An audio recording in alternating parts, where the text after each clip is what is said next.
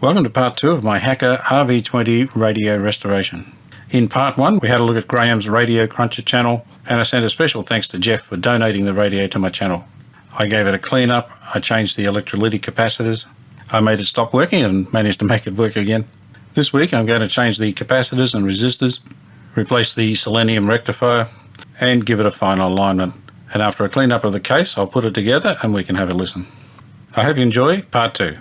The next thing I'm going to do is replace the capacitors. I want to use this radio every day, and I'm going to replace all of these resistors. They are all 20 to 30% out. It probably won't make any difference to the operation of the radio, but I'll feel more comfortable if it's running every day with these resistors replaced. Something I hinted at earlier was this capacitor here. Graham replaced this capacitor. It had this one in it, and Graham's put that in with the radio when he's shipped it over. So this is what Graham found with it. I will just double check this one. There he is, C42. So that's on the grid of V8. So we probably need to have a look at that one. So I'm going to have a look first just to see if this is any good. I have disconnected it from the circuit. Well, one end anyway. Anyway, we want to test it for leakage. Let's try 150 volts then. So this is less than half its rated value. Yeah, that one's... It's not going to open at all. That's got to go. I'll test this capacitor. No real need because it's got a new one in there, but I'll do it just to see if I get a similar result to Graham. I haven't got one of those fancy capacitor testers, so I'll just do a comparison test. This is the one that Graham sent me. I'll clip my little capacitor tester here. Now this is 100 nanofarads, so I'll put that on 200. We'll test it. That's 132, so it should read much closer to 100 than that. That's a good indication this capacitor is no good. I've got one of Carl's capacitors here. This is a 104, which is 100 nanofarad. So once again we'll go there, we'll see what we get here. Yeah, so it's pretty much spot on there, so this one's okay. I'll check the resistance of these. I'll use my Mega to do that.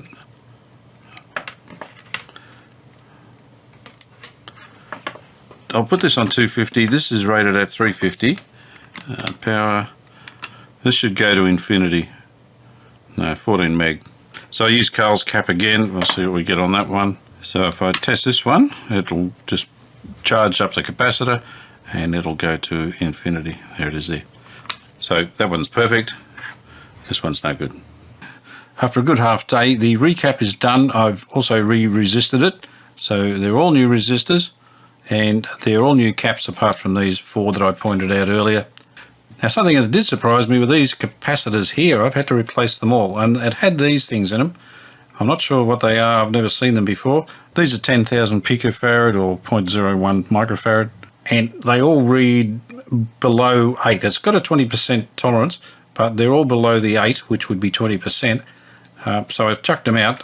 Some were down as low as 6 point something or other. There's still 3 of the old ones in here. There's one here, there's one down here, there's one on the top. When I went to the electronics shop, they only had 10, I needed 13. So I'm missing 3. Here's the casualty list, and as you can see, there's quite a few parts there. Here's these little red capacitors that I said were terrible. I'll check one actually. Alright, I've clipped one in the leads there. I'll let them go so I don't affect the reading. I've got it on 20 nanofarad. These are 10 nanofarad. And there you go, 6.8. I'll try another one. Let that one go, 6.6.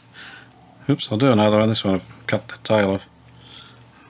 7.58. So 8 would have been the 20% that it would have been manufactured to.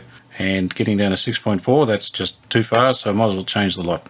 This one here and this one here, they're 250 picofarad capacitors. They used to look like that. I re-waxed them, so hopefully that'll keep the moisture out. Replacing the resistors here was very easy. I just cut them off, removed the stub from the tab, sucked out the solder that was in there, put the new resistor in, and resoldered it. Each one probably took maybe a couple of minutes to do. So I just had some records on and just kept playing those and just worked away. The next thing I'll do is have a look at this selenium rectifier. Before I do that, I better turn it over and see if it works. Alright, I've got it set up. Speakers are on. I've got an antenna in the back. Power, 240 volts. Dim bulb. And this was settling at about 30 odd watts last time. on dim bulb. Now I did check this periodically as I went through. I haven't checked since the last block that I did.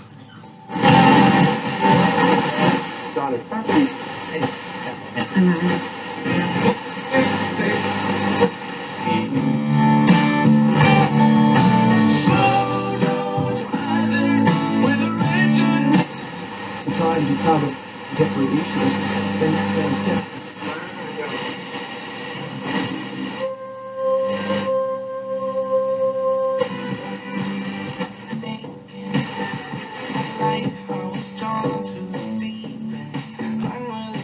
Now I was trying to get a station that's talking, that's clear. Oh, well now it don't work at all.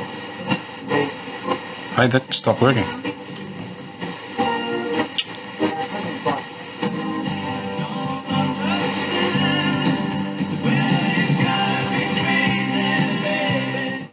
It might sound a bit distorted, I think. So I guess an alignment check will be in order. Now, pretty sure that cut out while I was tuning around here somewhere. It just went silent. Oh. There it goes. The domain will hold your hand for the first 12 months. Yeah. Don't tell me I've got another episode of Dumbass Diaries coming up. I'll turn it off and just flip it over and see what's going on. I've turned it over and it's running. I'll turn it up. It's working, okay. Yeah, look, it's... Brad, it's 27 past 3. We'll start at one end. You're with Julie Clips on ABC Gold Coast. Yeah, but if you want to share a story with us of what it was like back in the day, wherever you were, that smoking could happen, for me, never was I ever working in a workplace where you could smoke. I know when I worked in recruitment in the UK. Yeah, so it could be anywhere. Before, Graham was saying, I was speaking to him this morning, and he said there was a fault with the radio when he... glorified at all, but rather now of how... He said there was a fault with the radio when Jeff had it, pretty much wherever you want it. These and days, that has changed. I never found it. I wonder if that's it. There's a fault somewhere. And smoking look there. Smoking in Right there. No, I didn't change that. That's the previous repairer. Never seen an umbrella go up so fast, eh? Yeah, it's got a dry solder there. I can see it flexing. Yeah. Okay. I'll resolder it. That'll fix that. This morning I'm going to remove this selenium rectifier and replace it with silicon diodes. I'll remove the rectifier. We'll have a look inside. I've got it out. To get it apart, I've got to split the aluminium. There's a little ridge in the plastic there, so it's got to be able to get around it. So if I can get a start, I can get a big driver in there. Oops.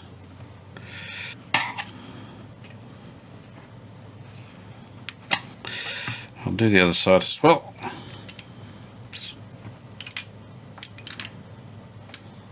I thought I might be able to make this slide past, but I think I'm just going to have to let this bit of Bakelite get past there. There we go. There's a load of springs and little plates in here. Now I need to recover these. As I said, I'm going to use these existing little tabs. So I will put them in there. I'll drill a hole in here. I'll cut these off here, I think. Here's the way the diodes have to be orientated. Here's the the schematic off the top, or the diagram. So it's pretty easy. So we've got an active going in there. It goes straight to the positive. So that goes that way. And we need to go across here with that one. That's the other active there. And then there's one up here which goes back down to this negative, and just simply go across here. Oops, sorry, wrong way around. There we go. And that's it. That's all I have to do. So drill some holes, do some soldering, put the lid on, and it's done. The diodes I've used here are 1N4007, so they'll take an amp each. You can use a bit less. These things only pull maybe 300 milliamps, so that's plenty. I've soldered in the diodes. I left these little plates on. I thought I might have to cut them, but they're not a problem as they are. Now my diodes, I have this one facing this way, this one facing that way, and that way. There's the AC coming in, so there and there, which aligns with that. Positive up the top, negative down there. So that's exactly right. If I put this back on, Just spring that out a bit. Right, I'll just take that out into my workshop. I'll put it in the vise and spring it back. I've reset the edges and they've come up really good. So that's quite sturdy again. I'll put it back in the radio and we'll check the voltages now. I have the new rectifier installed, it's soldered in, and I've had the radio on for, oh, I don't know, 5 minutes or so. It works all right. It's on full power. I've set it at 245. The selector on top of the transformer is set to 240 to 250, so I've put it right in about the middle there. I have the meter on AC, so if I check the filament voltage, if we're on 6.3, that'll be about right. What have we got? 6.29, that's close enough to 6.3. I'll switch the meter to DC. These are the two output valves. I've got numbers for the voltages. This should be 270, 275, and I expect these to be high. And this is the screen, should be 275. So they're about 5 volts high. That's not too bad actually. These valves would be fine running at that voltage. So normally you would put a little resistor in here just to knock that back a little bit. Look, I'll put a very small resistor in there just to be safe, but I'm pretty sure that would never be a problem. I've put a little 22 ohm 5 watt resistor in there. That's plenty of wattage and might just take that 5 volts off that we've got extra there. The radio's powered. The transformer voltage selector is set to 240 to 250. I've got this on 247 and that's giving us about 6.3 on the filaments. So I'll use that as a datum. I've switched the meter to DC. These are the two output valves here, and the only voltages the book gives me are the screen and plate. So it's supposed to be 275, which is exactly 275. This one should be 270. 269.48. So they're perfect. 275, and of course the other one will be 267. Yeah, 260 something or other. So perfect. I'll leave it like that. I'm happy to leave that. Time to do an alignment, and I'm going to try something totally different for me. I normally just use a meter and put the signal through and just peak the signal. This time I'm going to use an oscilloscope to do it. I'm very uncertain of what I'm doing here. I'll just take it one bit at a time. It says I need an AVO 8 meter. I don't have one of those. I do have a vacuum tube voltmeter though. It says I need a crow and a wobulator. And it says I need an RF signal generator covering 10.7 megacycles, 88 to 100, well that'll do the dial, FM and 30% AM modulated for use as a marker. I'll just read the first sentence, crow across volume control. Well, that's done. Then I need a wobulator with a 75 kilocycle deviation at 10.7 megacycles on the grid of valve 4. Peak line. Cut the center. Wow, straight line. Okay, that made no sense at all. I think what I'll do is just do it and see what I get.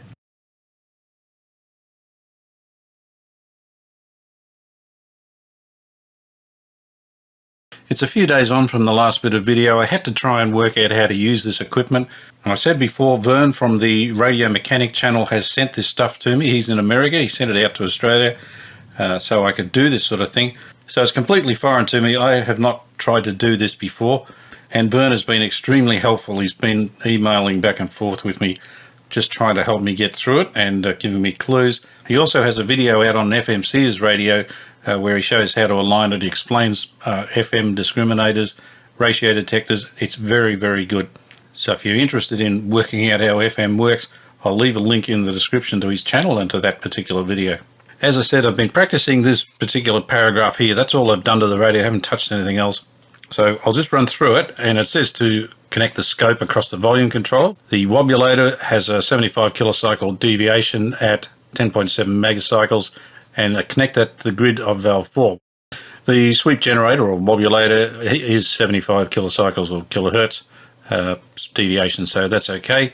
And then you adjust the primary and secondary cores of L3 to obtain a linear S-curve on the scope. There's my scope connected to the volume control, and on the back I've connected to the pin of valve 4. This wobulator, or sweep generator really, has provision for crystals. Vern sent me some crystals. I messed one up, and the other two, I'm just not 100% sure they're right. So I've given that away. I've turned the crystal marker off. So I'm going to use this arbitrary waveform generator to get the 10.7 marker. This is what I got so far, and I have been playing with this one, so it's out of whack at the moment. There's our marker there. and I need to get that around about the center here and in the center of this vertical line. So I need to move it over to the center line there, and I think the center of it is about here. So I'll use this big wheel to center it on that black center line there. There it is. This is the transformer that I'm going to adjust, and there's a little slot in the top there, and there's one in the bottom as well, so I've engaged both of those. So just a matter of getting that pip or the marker in about the center there and getting this about even, and just try and find where that pip is. It's right there. You probably can't see it on your video. I reckon that's pretty good. I can pull that down a bit. Wow, that's oh. Now my wife's got a dryer on, and it's in the cool down cycle, so it goes on and off, and it keeps pushing that over. It's just turned off. That looks pretty good. I'm happy with that. There's the marker in the middle. I will change this to, let's see, 600. It'll be on the bottom. Go to 800, and it's right on the top. I'm happy with that. I'm going to leave that. We'll move on. Now the next step is to disconnect the link on C25. That's the electrolytic in the ratio detector. That one limits any AM getting in. It chops the top and bottom off the signal, so you chop off any AM that's in there. Now we've got to get rid of that so we can get a bit of the AM through. We then connect to the R21 chassis. I've got to find where that is. And same thing again, globulator and valve 3 grid. Alright, I'll connect to there and then adjust 200 kilocycle bandwidth. Here's the link that has to come off. So take that off, there we go. And I think that's 21 there. I'll connect to that. Now the other thing was to move the generator from that valve to that valve. I think it's that one there. Alright, let's see what we have here. Well, that's a pretty horrible looking line. Let me put in a 10.7 marker. There, I think that's it there. Let me reshape that because it's wrong. Let's see what I can do. I can't reshape it. Alright, I think that's the 10.7, so I'll pull it over to the center. There we go. Alright, I'll try and maximise it, get the highest gain just to start with.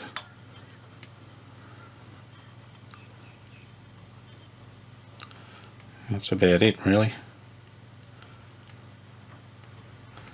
Now, how do we move it over? I'll bring that side up now.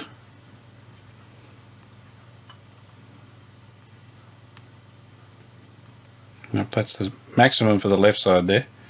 So I'll see if I can. That's pretty good. Alright, I've centered that 10.7. I'll add a 10.8 marker. So that's 100 kilocycles more, and there it is, right about there. I'll just take it down to 10.6, and we'll see where that one is. That's a little bit higher, it looks like. Unfortunately, I can only put one of the 100 markers at once.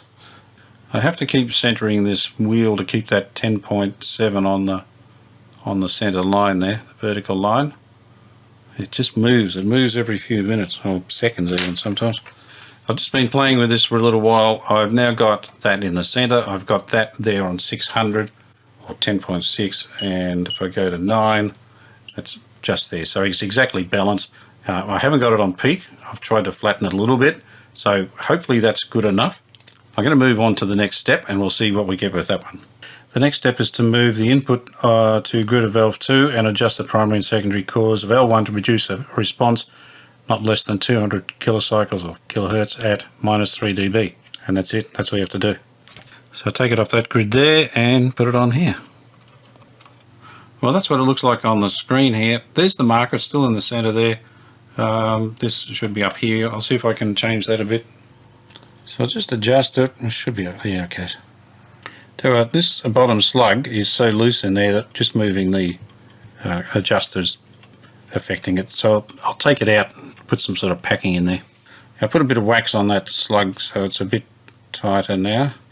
That's about maximum gain. I'll see if I can back it off a little.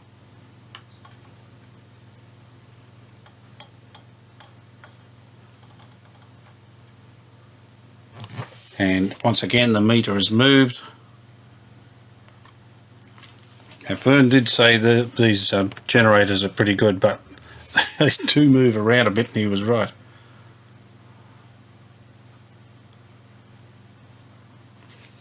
Alright, I've played with this a little bit more. That's the best shape I can get. It's not the best shape I've ever seen. That is 10.7, and this one over here is 10.8. So that's 100 kilohertz greater than that. And it needs to be minus 3 dB. So that's 1, 2, 3, 4, 5, 6, 7. Half of 7 is 3.5. 1, 2, 3.5. And it's right on it. So I'm happy with that.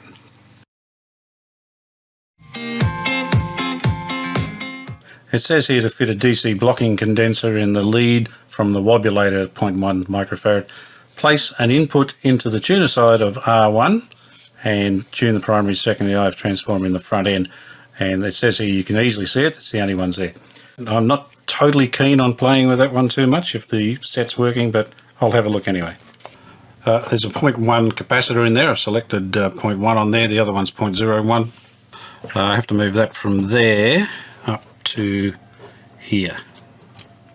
This little slug here is the one for the FM tuner that I'm supposed to adjust.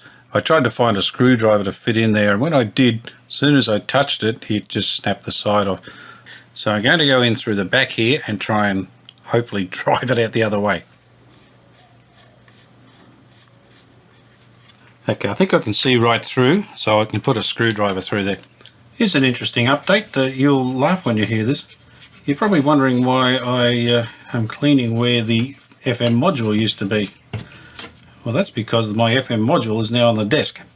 I was trying to just make sure that was free before I tried to screw it back from this side, and the whole thing just disappeared inside the module. So I've taken it out,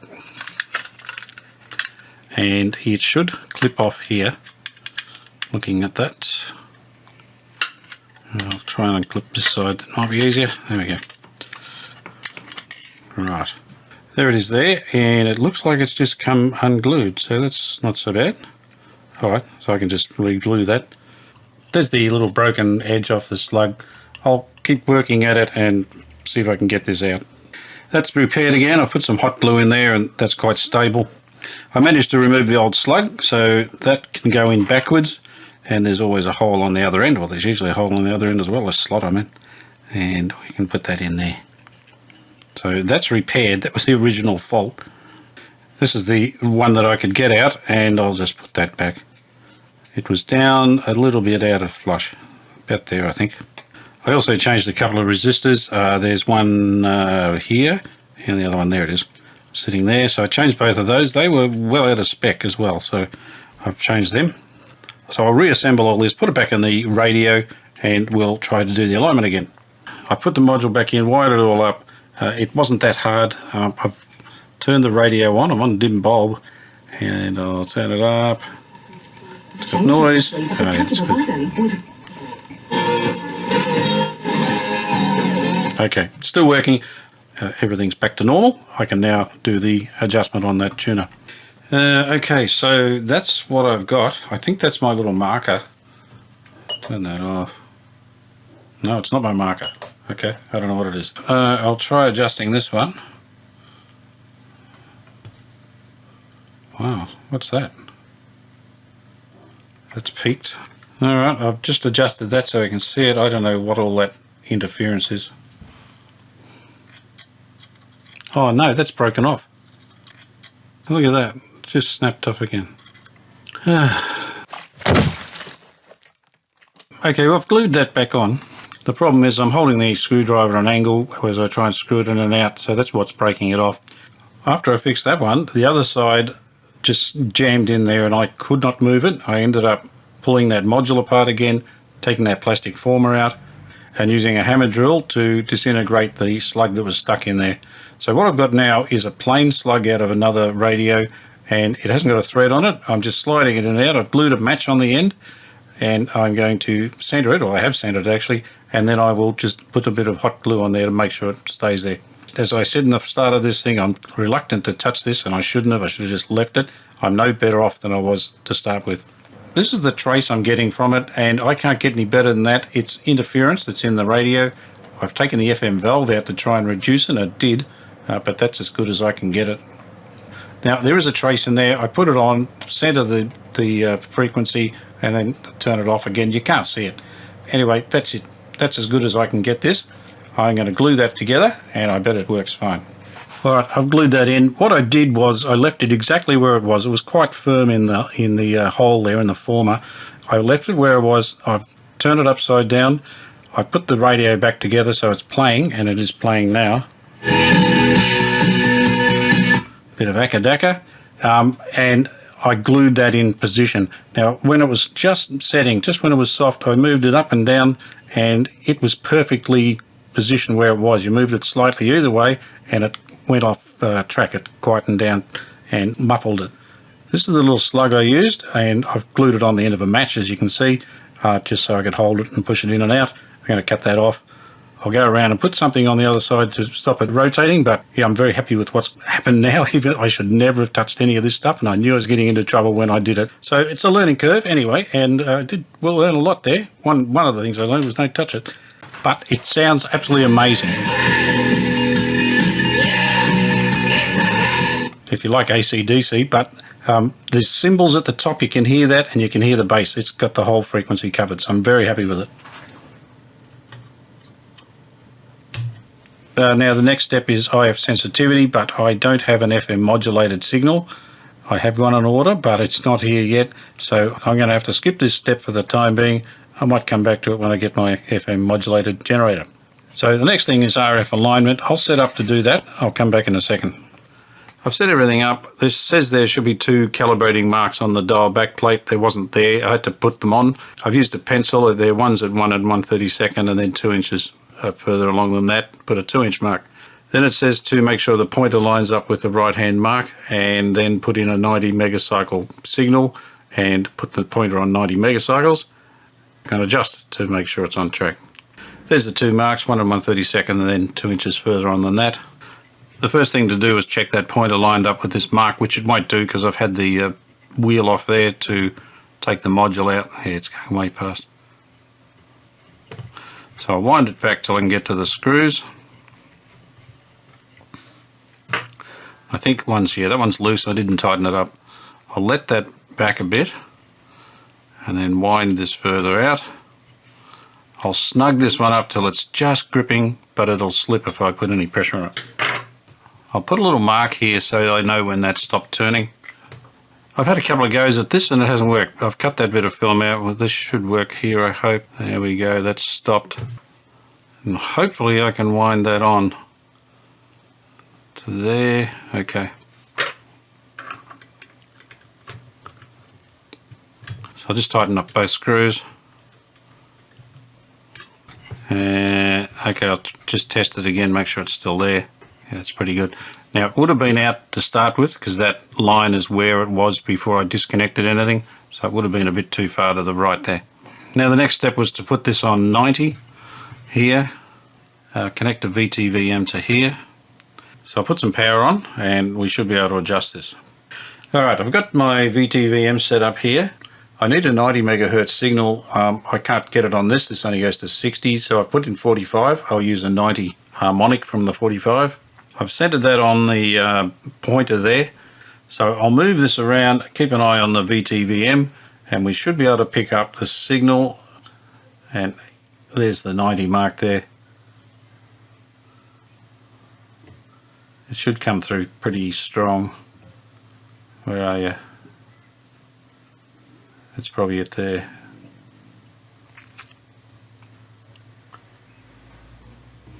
So I'll put it slightly to the right of where it is now, and this is the adjustment for the oscillator. If I turn that one way, that's the way we need to go. So I'll put this back on the 90. I'll keep turning this till we get it. There it is.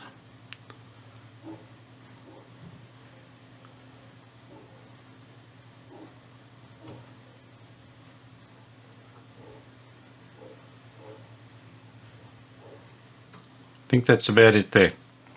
I also need to adjust the antenna trimmer in here, so I'll do that.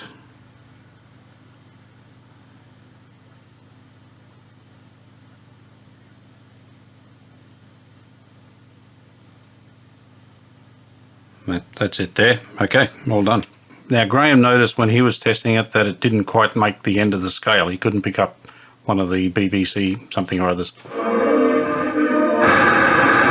So just slightly missing out on radio 2 on the bottom end of the scale. Now just to prove that is the marker there, I'll turn the marker off. Yeah, so that's it. That's now set. That's the RF alignment done. Now the next step is AM rejection. It's a test more than anything. It should have been set up when we did that S-curve. So if that was right, it should be on maximum AM rejection. But it says an AM generator. I don't have an FM generator. I do have an AM, but it doesn't work that well at this frequency anyway, but I don't have an FM. The noise ratio and sensitivity test, I can't do that. I still need an FM generator.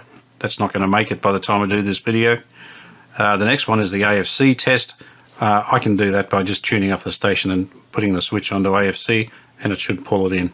I'll connect an antenna and we'll see if this works. I've connected an FM antenna and I'll turn it up. I can hear the stations already. There it is. Coffee, toast, and mynewsfeed.com.au. Local news for Logan City. Taking a look at the Rebel 905, they're across South and Greater. We're on page 44. The COVID vaccine rollout has just started. The double dose. Are we okay? The anesthetic. Well, terrible.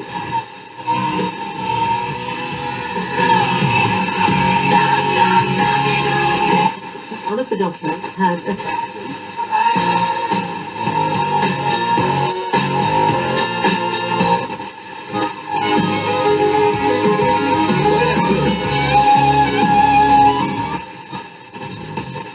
elderly mother in the head with a pot plant yesterday. He then left the home, and when he returned, she was dead. He called 000, detectives arresting him on the scene. He's now been charged with murder and will appear in Wyong local court today. Now that sounds better than it did, so I must have done something. It was distorted originally, but that's quite clear now. A bikie-related shooting earlier this week. Yeah, no, that's much better. All right, now the AFC. Now to test the AFC, I'll just turn it up a bit. His family. I love this sport. It has been central to my life. I've taken it off centre there. If I push this switch over, Off track too. there it goes, pulls it straight back.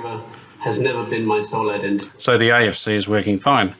As the little notice said at the start of this video, do not follow what I did because I don't think I did it properly. I was using this as an experiment to try and get some experience at this method of aligning FM. Not necessarily the way I did it. I really would have liked flatter curves. I do believe it sounds better. It did get rid of the distortion. So if you learn something from what I did, that's great, but don't use it as any sort of standard, that's for sure. Well, it might be substandard. I'm going to move on to the case, and then we can put this back in the case and see what it sounds like. I have the case in the workshop, and it's in very, very good condition. It has one little problem, and that's over here. It's got a tiny little splinter of veneer that's come out of there. I think I'll try filling it and then just do a local, like touch it up with a pen or something. That's about all that's required. You can see there that it's got the typical little cracking that goes on in the finishes here. I'm not going to respray it or anything because I want to keep it original, but what I might do is just put a bit of turpentine on there and a bit of fine paper, and I'll just take the little ridges out that are there now, then a coat of polish, and I think it'll look fine. But I want to keep it original. The grill cloth is in really good condition. It smells of tobacco, so I'm going to remove it and I'll try and clean it. I'll take the dial out as well, and then I can finish the case as I need to. So I'll remove this back panel here, and there's the dial down the bottom. It looks like the back plate's held in with a couple of screws in these little pieces of timber here. And I'll remove that. I think this will come out.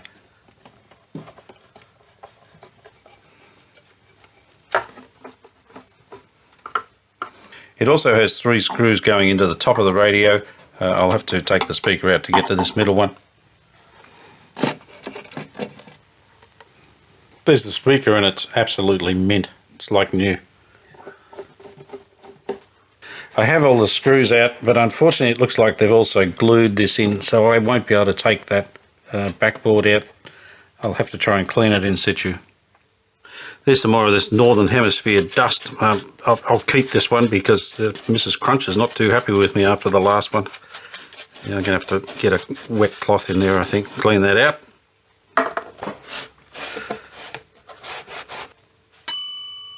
I've got a little cotton applicator tip here. I'm going to try and see if I can clean that Marmite stain out.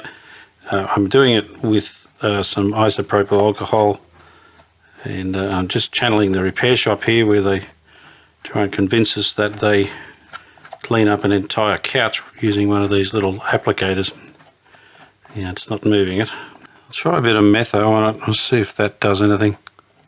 I do not want to take the colour out of the gold. I think it is coming out, but it's still a bit there.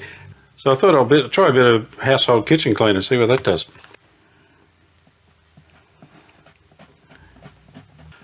I think that's come out. Alright, I'll leave it at that. I have some K2R stain remover. This is for upholstery and things, so I'll let that dry and then I'll give this a spray, and you just very, very lightly brush it. If you brush it too hard, you'll start pulling the cords up. So just give it a very light brushing and a vacuum, and we'll see if it removes it. It really doesn't need a lot of work anyway. I'm just going to put a dab of filler in there. I've got two here. This one's hardwood, I think, and this one's teak. They're much the same.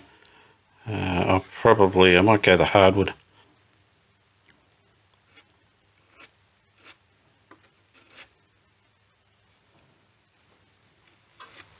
That should do it. I'll let that dry. It'll just need a quick sand up, and I'll touch it up with a bit of colour. While that's drying, I'll put some of this stain remover on. We'll see how that goes. Now this stuff just dries to a powder, and you can vacuum and just brush it around a bit and vacuum it out.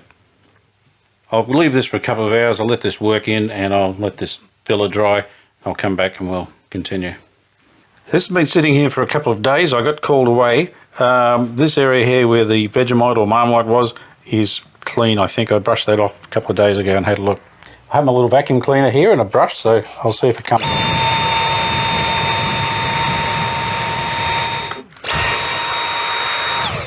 Alright, that's cleaned up pretty nice. The mark is still there. Where is it? There it is. It's very light now, but you can still see it. This needs the very smallest cleanup. It's pretty smooth.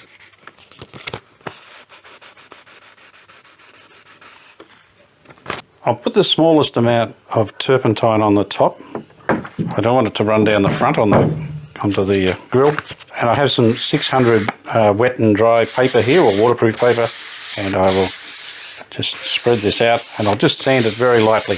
Now I think 600 in US is 1200, I think.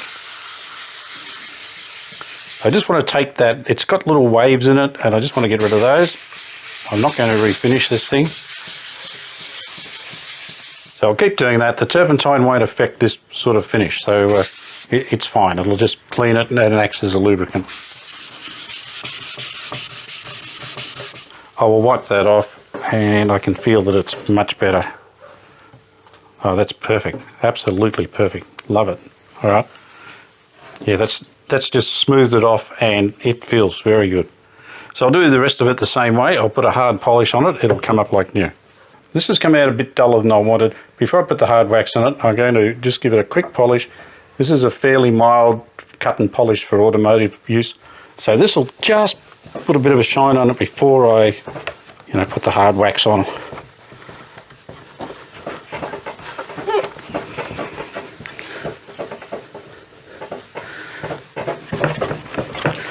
And it's so smooth that the top, you can almost not see the cracking anymore. I'll give that a quick buff.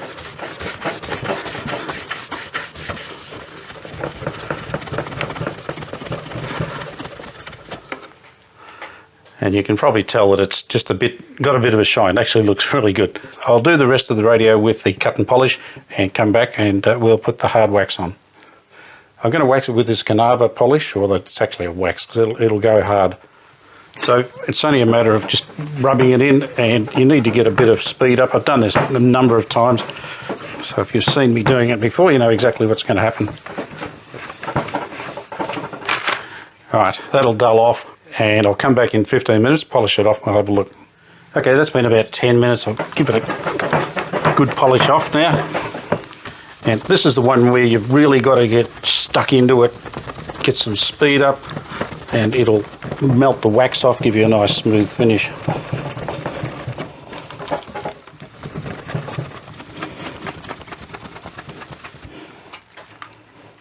So how's that look? That looks good, doesn't it? Now once again, I will finish the rest of this off. I'll take it inside and we'll put the chassis in. I have the case inside. I have looked over this very carefully on top and bottom. Everything is in place, everything's secure. So I'll spin this around and I'll put it back in the case. I'll lift it in. I'll see, here we go. It says to put the left hand in last. That's what I thought. There we go. Yeah, pretty easy. I'll tip this up, put the screws in, and then I'll come back. Alright, the screws are in. I have to connect these wires up, but I've forgotten which way they go again. The red lead on the top. Ah, thanks, Graham. There we go. So I'll put the back on. I'll get this antenna. I just taped it up to get it out of the way. Alright, I'll put the back on. I think this antenna goes through here. And it sits there, and there's 4 screws. I'll put the screws in, I'll turn it around, we'll have a listen. Now it's all back together. I've got an antenna on it. I'll just turn it on. We'll see what it looks like. Haven't seen it in the case lit up. Haven't heard it either. Whoa, whoa, whoa, whoa. Alright, there it is. I'll find a station.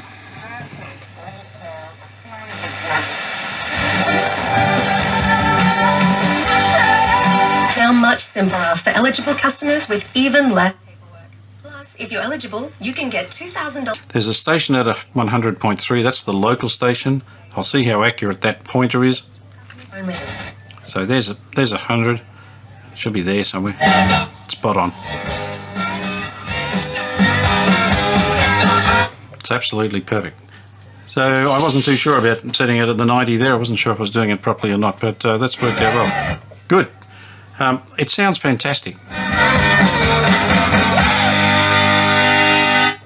It's got the full range, plenty of bass, plenty of treble. I couldn't be happier with that.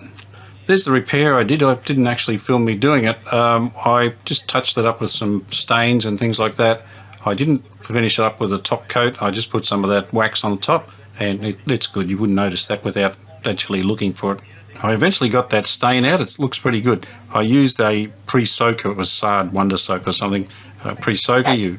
I sprayed it on, let it sit for a while, and then rinsed some water through there and dabbed it out. So it looks good.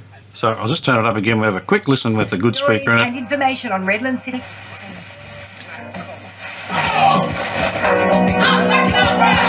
Wow.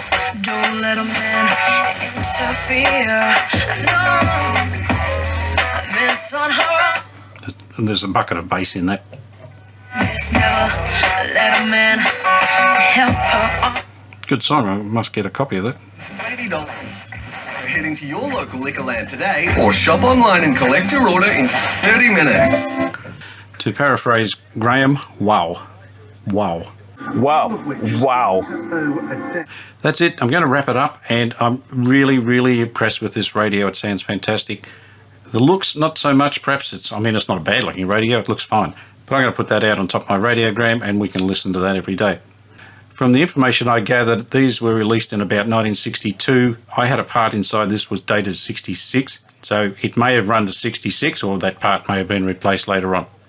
I have an Echo radio here, and it's a similar design, and I always pictured it in perhaps an office, a corporate office on a shelf or something, but obviously they were for domestic use. Once again, I will say thank you very much to Graham, the Radio Cruncher. He's been instrumental in getting this radio to me, and extremely friendly to talk to. I've been conversing with him on email. And also thank you to Vern for supplying the scope and the generator and the instructions of how to use it. I've been emailing him back and forward, and he's been giving me guidelines, so very much appreciate your help too, Vern. Thank you. And of course I've got to say thank you to Jeff. We'll just drop in and see where he is. Hi Jeff, thank you so much for sending this radio over. I really appreciate it. Good on you, mate. Cheers. I hope you enjoyed following along on this restoration, and I hope you can join me for my next radio adventure.